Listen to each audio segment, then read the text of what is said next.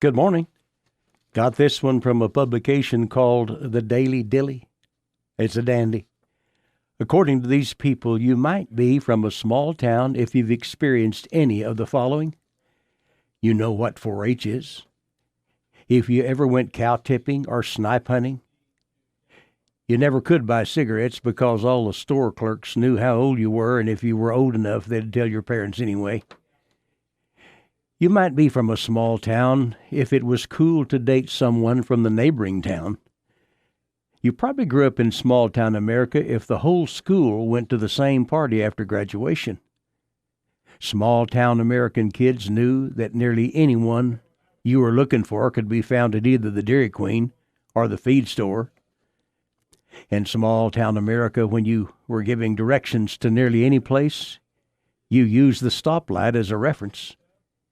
You probably grew up in small-town America if your weekend excitement centered around going to the big town and going to Walmart. And here's my favorite. If you grew up in small-town America and you decided to walk somewhere for exercise, you could count on it nearly every time. 4 or 5 people would pull their car over to the curb and ask if you needed a ride. Ah, those were the days. But you know something? Even though our society is generally in a mess, there are still lots of people around who are just looking for an opportunity to do something nice, to say something nice. In our society, a common greeting will contain the words, "How you doing?" But every once in a while you come across someone who asks that question, but the way they ask it lets us know that they really care how you're doing.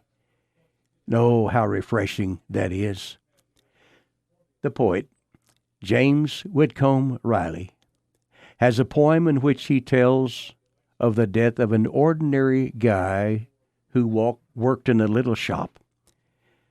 The poet pictures his fellow workmen standing around on the day of his funeral, and they're talking about their deceased friend. One man, with tears in his eyes, after saying some complimentary things, added this.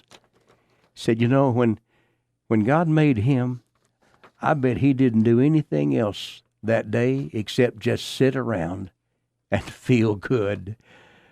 Oh, my. Oh, for the days. They say it takes a minute to find a special person.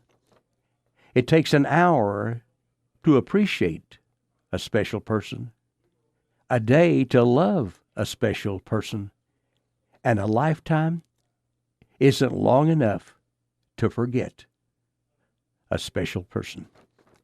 May you find such a friend this very day. I'm Larry Hatfield. Good day.